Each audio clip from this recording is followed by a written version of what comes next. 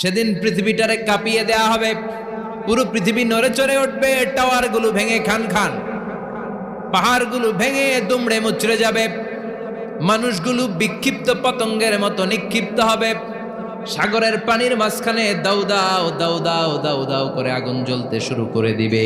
আল্লাহু আকবার। নকশাকে দিছেন আল্লাহ, নকশাকে দিছে না? সুবহানাল্লাহ পড়েন।